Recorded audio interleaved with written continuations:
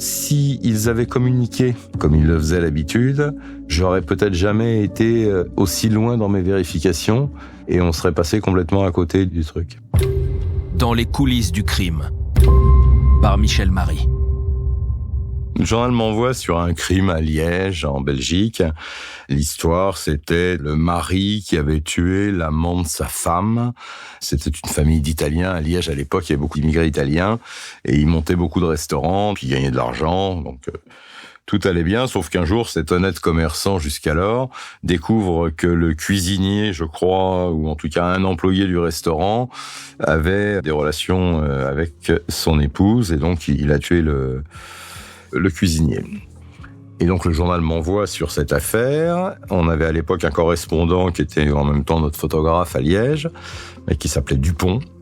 Donc je prends rendez-vous avec Dupont, qui avait l'adresse donc des filles du restaurateur. Je prends rendez-vous avec lui à 9h du matin, donc pour le lendemain.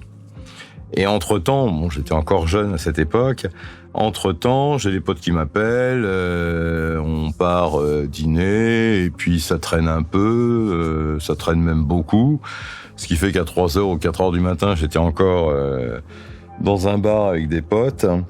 Je commençais à m'inquiéter en me disant, bon, j'ai 4 heures de route à faire, je rentre chez moi à 5h et quelques du matin, je prends un litre de café, une douche, je me fais un sac vite fait, et à l'époque, il n'y avait pas de radar, hein, on roulait à 200 tout le long du chemin, et je regagne Liège, donc en un temps record, et j'arrive pile poil à 9h à l'adresse que m'avait indiqué le photographe.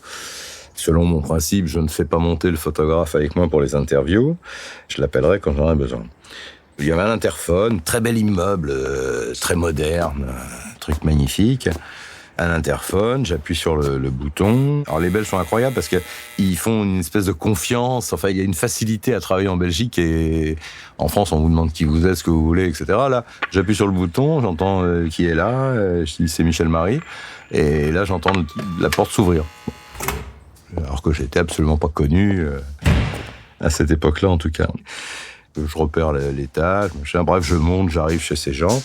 Et là, je suis reçu par une jeune fille, je sais pas, d'une vingtaine d'années, qui m'invite à rentrer, avant même que je me présente.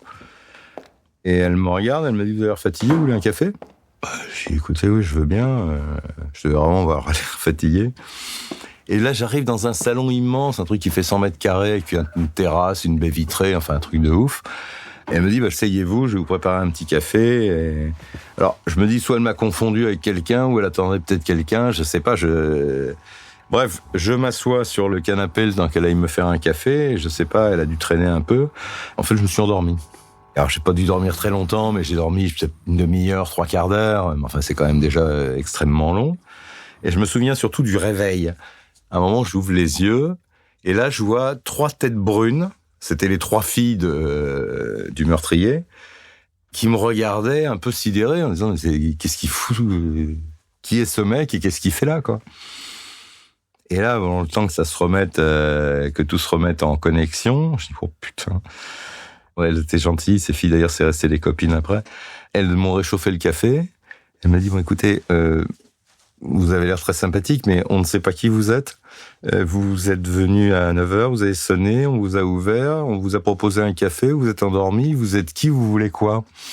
Et je leur ai dit, écoutez, je suis désolé, je suis un peu fatigué, j'ai pas beaucoup dormi, enfin j'avais pas dormi du tout. Je viens de Paris, je suis journaliste, et je voulais qu'on parle de votre père et de ce qui s'est passé. Et là, il y en a une qui me dit, mais on s'était juré de ne pas parler aux journalistes. Enfin bon, vous, c'est un peu à part. Maintenant, on vous connaît. Enfin, tout s'est bien passé. Elles m'ont raconté toute l'histoire, donné des photos et trouvé évidemment des circonstances atténuantes à leur mère d'avoir trompé leur père et à leur père d'avoir tué l'amant de leur mère. Et elles continuaient à exploiter le restaurant. Et du coup, à chaque fois, j'y allais très régulièrement en Belgique à l'époque. Et j'aimais bien Liège. Et à chaque fois, j'allais dîner ou déjeuner dans leur restaurant et on est devenus copains. Et j'ai même, je crois, suivi le procès, si j'ai bonne mémoire. Il n'avait pas été lourdement condamné. La justice belge est quelquefois indulgente avec les cocus. Et voilà, après, je suis perdu de vue, mais l'anecdote de m'endormir à ce moment-là est totalement improbable. Parmi mes souvenirs de reportage, je conserve un souvenir incroyable. Un jour, une dépêche AFP tombe. La police judiciaire vient d'interpeller, 10 ans après les faits, un violeur. Et cette particularité de ce fait divers, c'est que la victime était aveugle. Évidemment, le journal s'intéresse à ce dossier, me demande... J'étais un peu le spécialiste des affaires sur Paris et la région parisienne parce que j'avais de bons contacts avec la police. Le journal me demande donc de me pencher sur ce dossier. Et très curieusement, j'appelle le patron donc de ce service. C'était le 3e district de police judiciaire à Paris, qui est situé avenue du Maine. J'ai eu une fin de non-recevoir où il me dit non, on communique pas sur cette histoire. Circuler, en gros, il n'y a rien à voir. Bon, évidemment, je ne me contente pas de ça. Je commence à remuer ciel et terre. Les quelques sources et contacts que j'avais dans ce service étaient aux abonnés absents. Grand moment de solitude face à une affaire qui, entre guillemets, défrayait la chronique et sur laquelle le journal comptait pour mettre dans ses colonnes. Et puis j'aime pas l'échec. Tout ça réuni, ça m'a donné un peu d'énergie. Et je réussis, in fine, par un biais dont je tairai les origines, à trouver le nom de l'aveugle, de l'auteur du viol et l'adresse de l'un et de l'autre.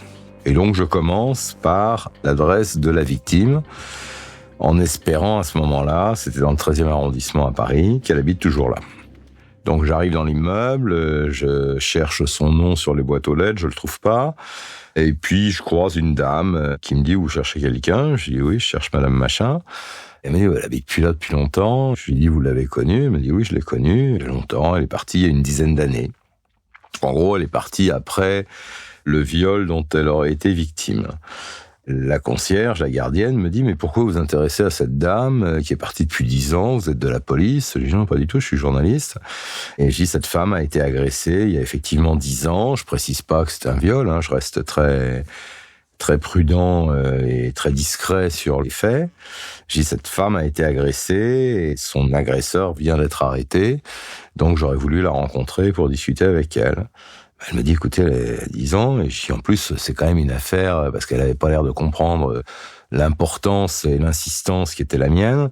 Je lui précise à un moment, je dis, d'autant que cette femme victime est aveugle. Et là, elle me regarde stupéfaite en me disant, mais non, pas du tout, t'es pas aveugle. Et je vais vous dire mieux, elle est pas aveugle parce que elle m'a balancé au syndic de l'immeuble parce que j'avais oublié de balayer un endroit dans la cour que personne n'avait observé. Donc, non seulement elle est pas aveugle, mais en plus, elle a le regard plutôt perçant, quoi. Là, je tombe du placard. Je me dis, mais qu'est-ce que c'est que cette histoire? Est-ce qu'on parle de la même personne? Enfin, et je lui demande à ce moment-là, à la gardienne, je dis, mais elle est partie il y a 10 ans, mais est-ce que vous auriez par hasard sa nouvelle adresse? Elle me dit oui, parce que je lui ai longtemps fait suivre du courrier, je crois que c'était du côté d'Évreux. Je vais regarder dans mes papiers, et miraculeusement, la concierge, la gardienne, me retrouve une adresse à Évreux. Donc je vais à Évreux, et j'arrive en zone industrielle là, d'Évreux, des petites baraques, un peu les petits pavillons d'ouvriers de la banlieue d'Évreux. J'arrive donc sur place et je vois sur le pas de la porte de la maison qui m'intéressait une femme qui était là, les bras croisés, qui me regarde sortir de la voiture. Et à l'époque, j'étais déjà un petit peu connu puisque je faisais déjà enquête criminelle. Quand elle me voit arriver vers elle, elle me dit « Michel Marie, mais que me vaut le plaisir de la visite de Michel Marie ?» Je me dis que ça commence plutôt pas mal. Je sais pas si c'est la femme que je cherche, En tout cas, c'est la bonne maison. Et je lui dis, vous êtes Madame Machin? Et elle me dit, bah non, je suis son amie. Donc elle est là, elle est pas loin, est-ce que je peux la voir? Et là, elle fond en larmes en me disant, on s'est séparés la semaine dernière, ça s'est mal passé, elle m'a quitté. Et elle fond en larmes. Et là, bon, entre parenthèses et entre guillemets, c'était un peu du velours parce que elle avait envie de parler, elle avait été quittée. Elle m'invite à rentrer chez elle, elle m'offre un café, et puis elle parle. Et donc, je lui fais dérouler, évidemment, toute son histoire. Et le point crucial pour moi, c'était aveugle ou pas aveugle. Mais j'ai attendu la fin de l'entretien pour, on sait jamais. D'abord qu'elle me déroule son histoire, qu'elle me donne des photos, et après, j'ai une dernière question. Aveugle ou pas aveugle? Elle me regarde droit dans les yeux, elle me dit « Pas aveugle, elle voit très bien ». Bon, elle a quelques difficultés, elle a des problèmes ophtalmo, mais elle voit très bien. Et en réalité, elle percevait, je crois, une pension de 2000 et quelques euros tous les mois de la CAF ou de la Sécurité sociale, c'est la même chose, pour son handicap. J'ai terminé mon interview comme ça, je suis rentré à Paris, j'ai dit il faut quand même que je vois un peu avec les flics comment on organise tout ça, parce qu'il y avait un type arrêté, parce que évidemment dans l'interview elle me dit mais de toute façon elle le faisait tout le temps, elle draguait des mecs, elle était bi en fait, elle draguait des mecs sur internet, ça collait en fait avec cette histoire de pseudo-viol, donc en gros elle me dit mais ce mec il l'a pas violé, elle avait rendez-vous avec lui, ils ont couché ensemble, parce qu'en fait il y a eu 2 viols, enfin elle dit qu'il y a 2 viols, il y a un premier viol dans un lieu où lui travaillait. En fait, il lui avait donné rendez-vous sur son lieu de travail et ils ont eu un rapport sexuel à cet endroit-là. Et il serait revenu ensuite dans la nuit à son domicile pour avoir un 2e rapport sexuel. Et on retrouve effectivement les traces ADN qui correspondent à ce 2e rapport sexuel. Peut-être que ce 2e rapport sexuel s'est pas passé tout à fait comme elle le voulait, mais en tout cas, elle lui a ouvert. En tout cas, elle a eu un premier rapport sexuel avec lui qui était a priori consenti.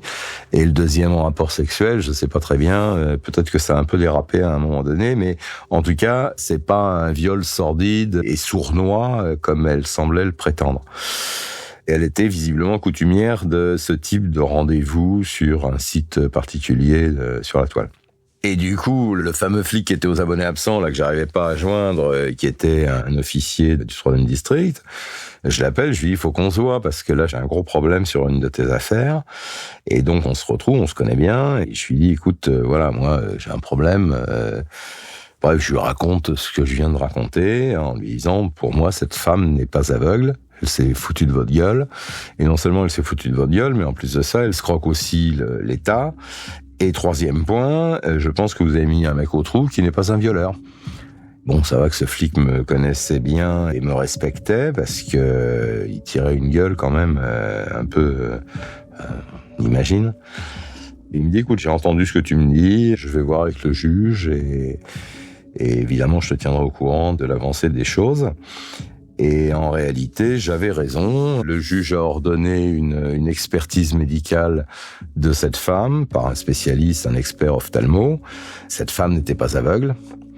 Du coup, le juge ou la juge, je ne sais plus, a remis en liberté le soi-disant violeur. Quant à elle, elle a été poursuivie en revanche pour escroquerie. Et c'est fou cette histoire parce que si ils avaient communiqué comme ils le faisaient à l'habitude, j'aurais peut-être jamais été aussi loin dans mes vérifications et on serait passé complètement à côté du truc. C'était Dans les coulisses du crime par Michel Marie. Abonnez-vous à notre podcast pour ne rater aucun épisode.